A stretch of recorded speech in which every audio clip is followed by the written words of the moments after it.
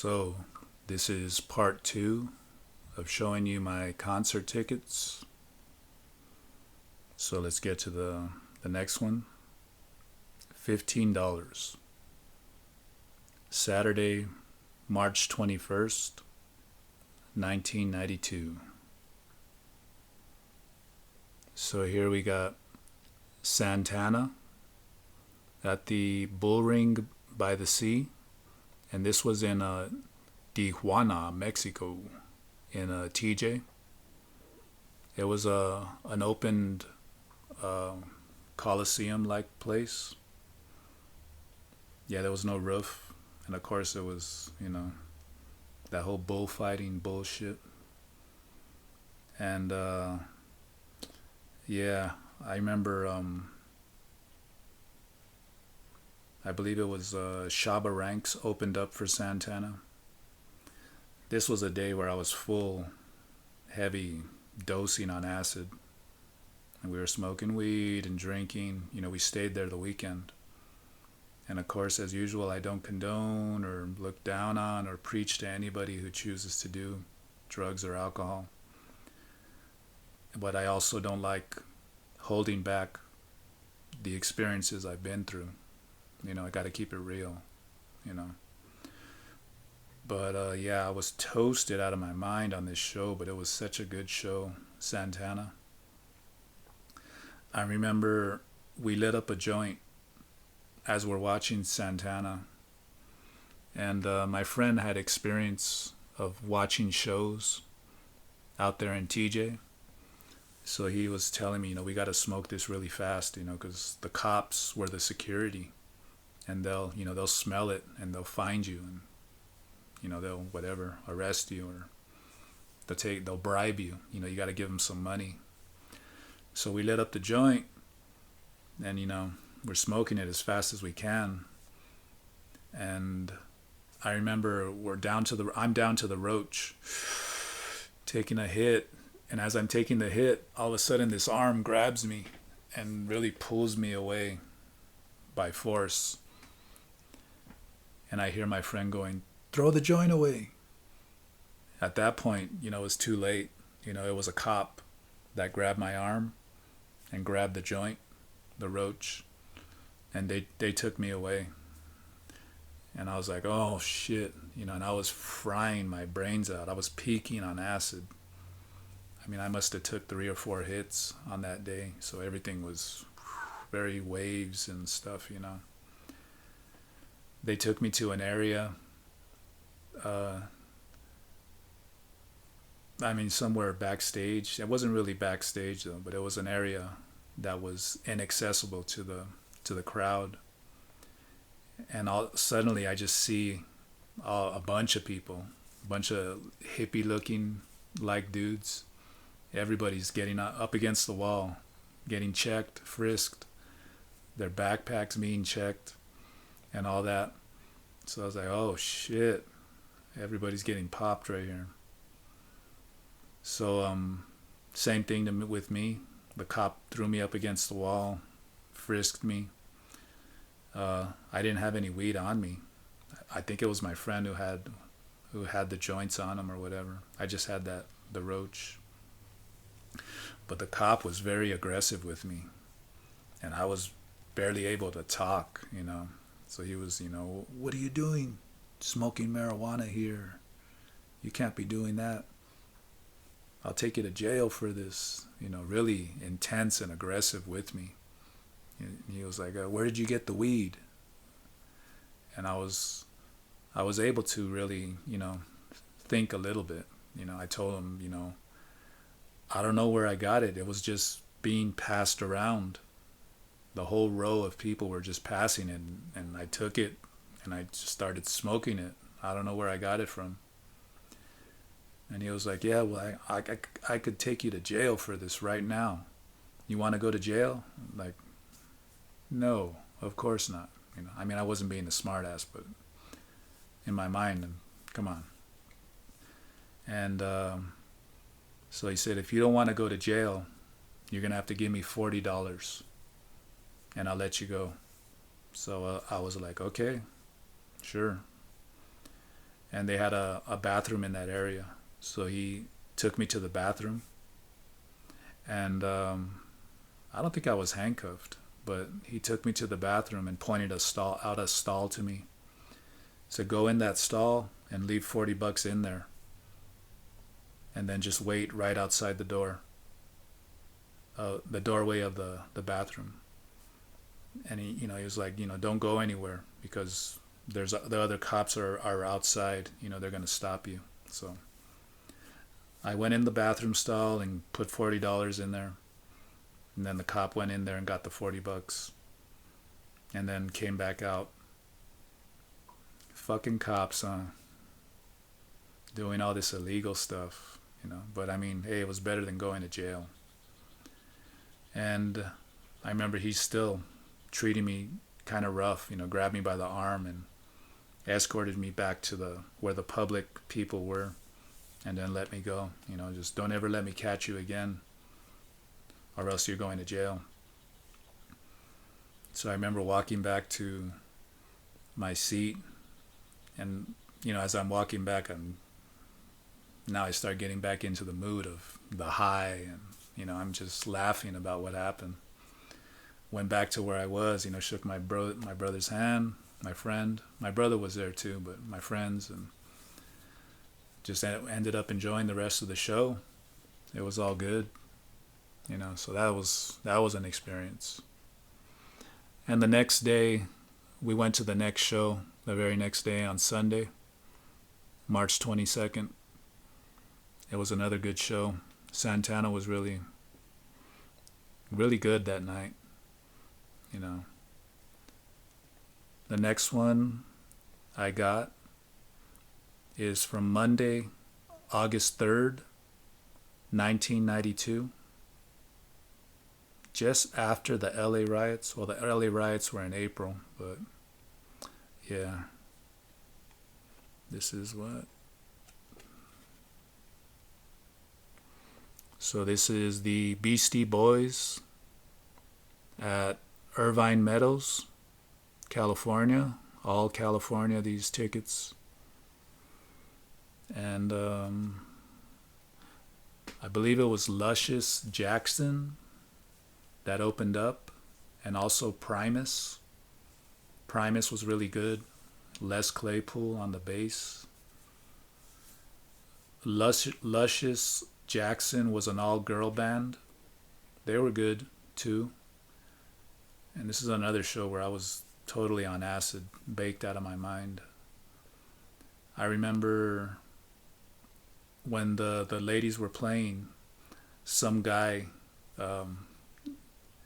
at some point he took off all his clothes, and I just remember seeing a guy naked running on the stage, just running back and forth on the stage until the bouncers came and grabbed him. So that was funny, just hey, look at that dude. And then the Beastie Boys were really good. At this point they were playing their instruments as well as just rapping, so they were awesome. Really good show. The next one I got is Friday, September 11th, 1992. So this was at Irvine Meadows, and this is the Lollapalooza show. And I got one of my friend's old phone numbers right there, Mo. So at this show, it was Ice Cube, the rapper, played, and Soundgarden, the Red Hot Chili Peppers, they were the headliners, I believe, and Pearl Jam. I think that was it.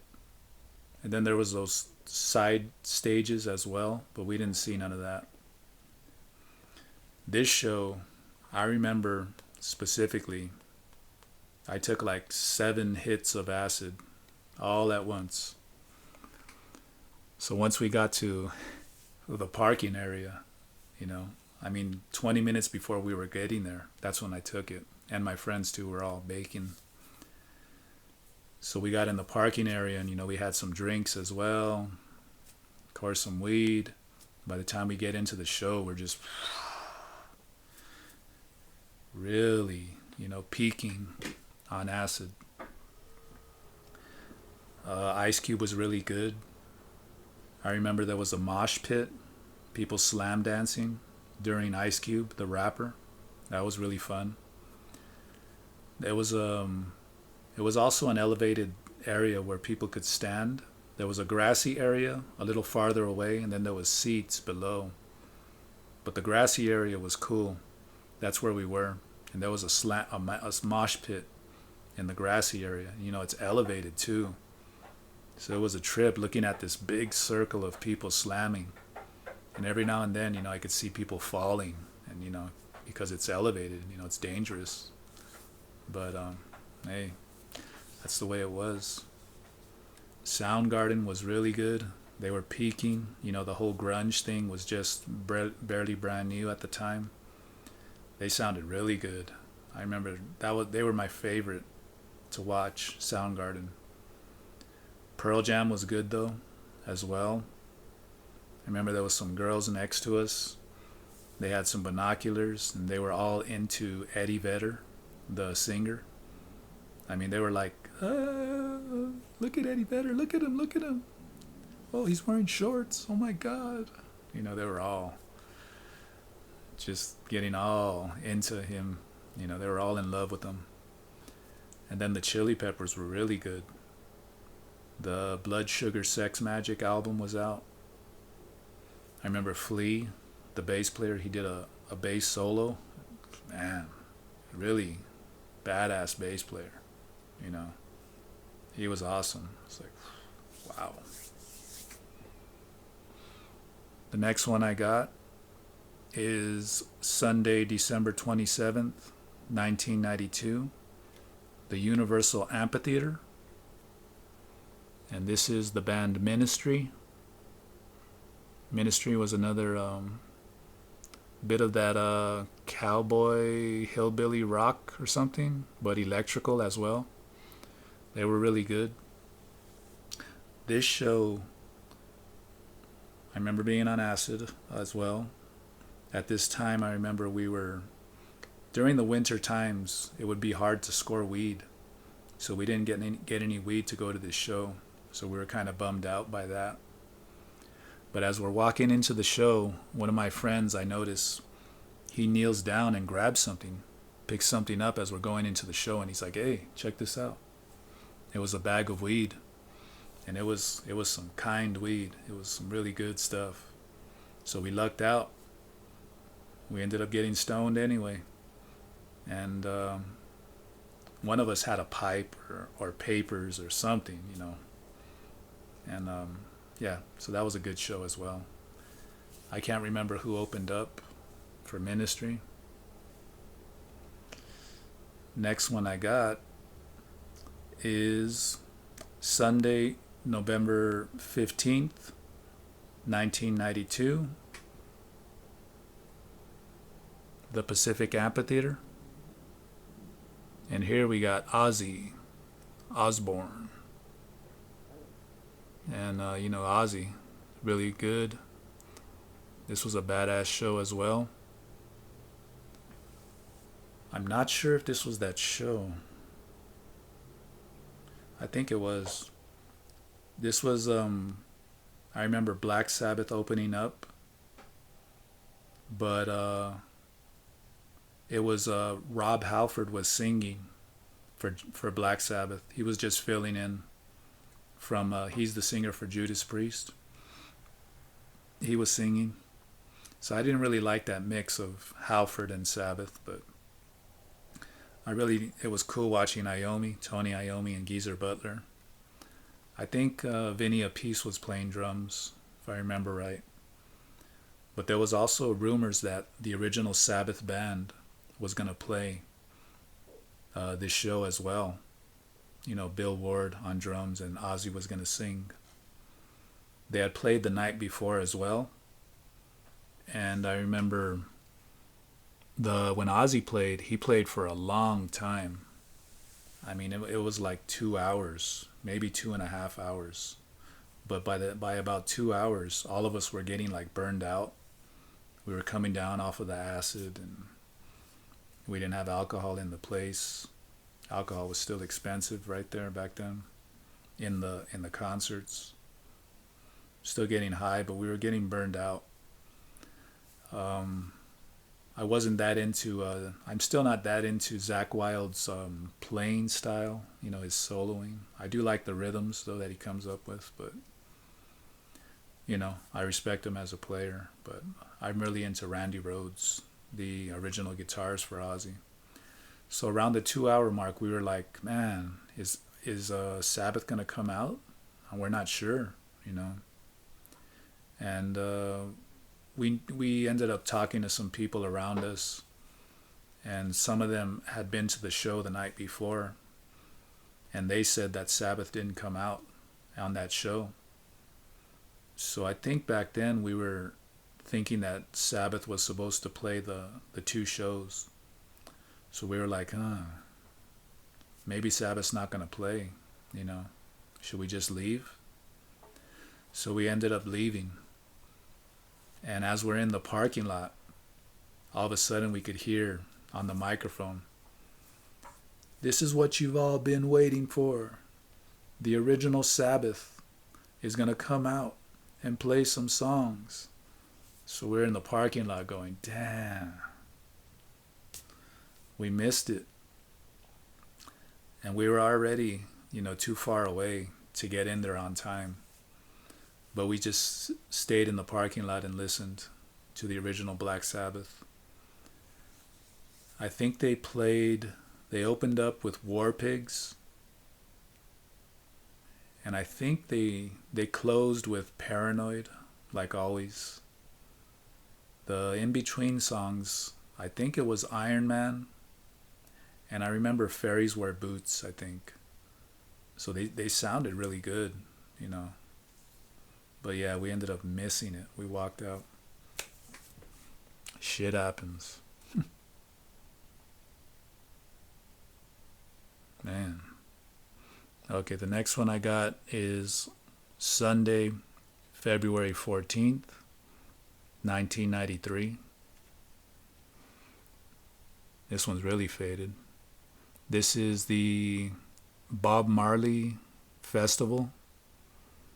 Every year. I don't know if they do it anymore, especially with COVID, but yeah, there would always be a Bob Marley Festival out here in Cali.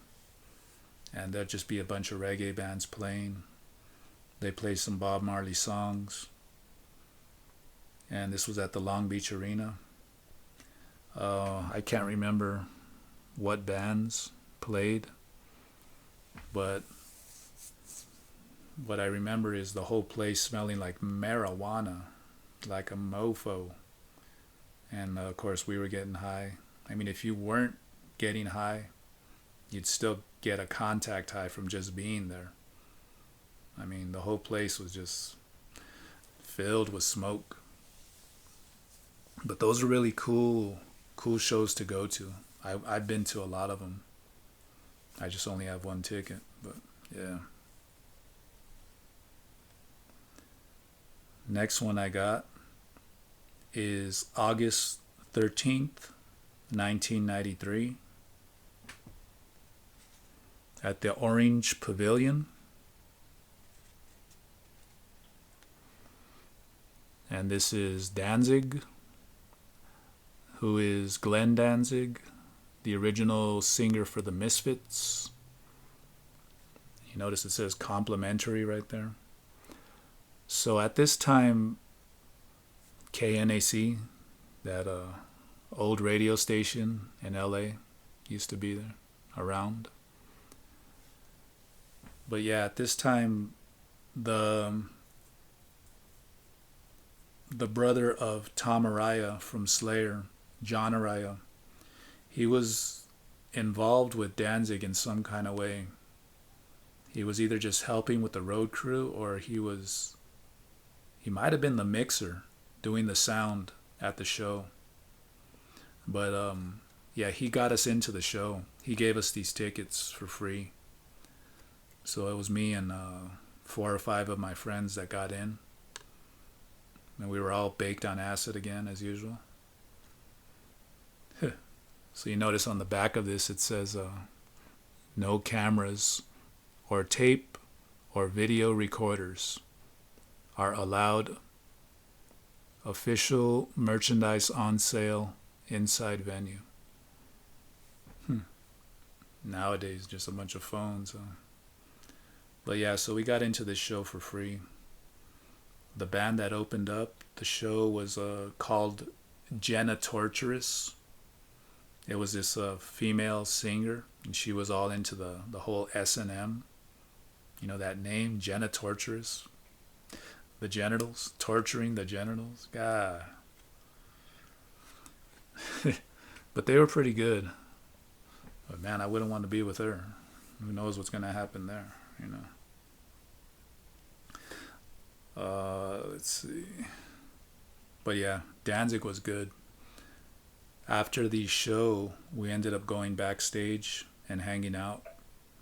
And Danzig was around. It was like an outside area, this backstage area.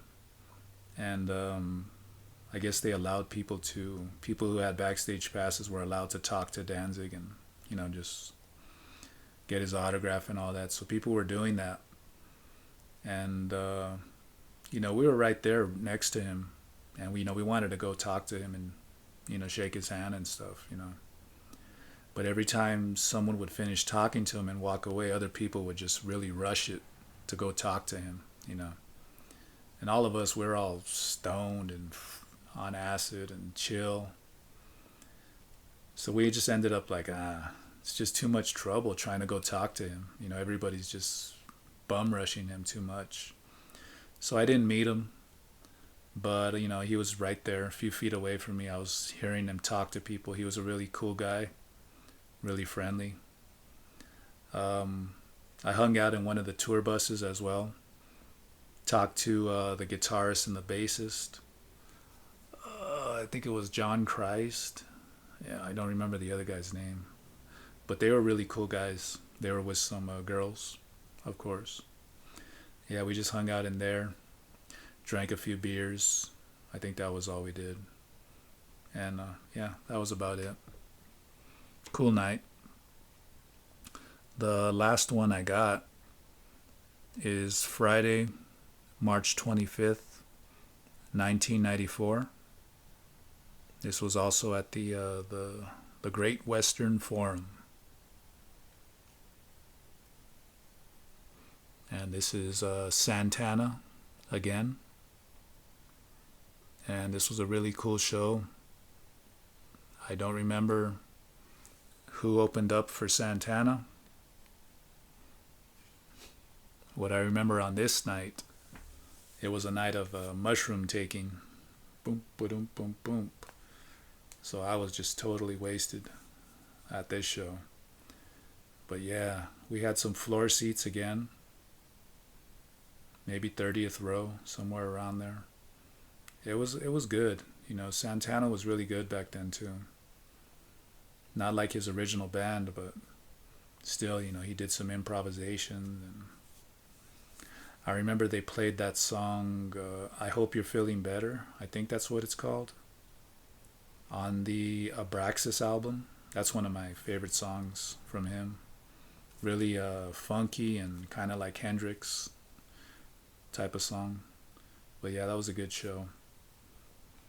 So yeah, that's those are all the tickets that I have.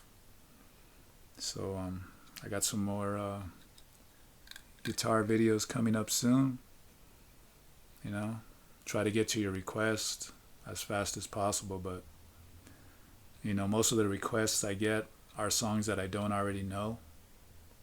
So, you know, I got to take time to learn them, slow them down, you know, put my own little flavor onto them. And I got a life, you know, busy. So, you know, I got a whole bunch of requests, and I'm just doing them in the order that they come in. If I know a song, I'll try to get to that one earlier. If I already know how to play it, I'll get to that earlier. But if you request something that's just an improvisation, I could get to those a lot quicker. Just if you want to hear something more slow tempoed, low notes, high notes, or, a certain flavor or whatever, I can do those really quick. And yeah, thanks you all for watching, liking, subscribing. See you on the next one. Peace.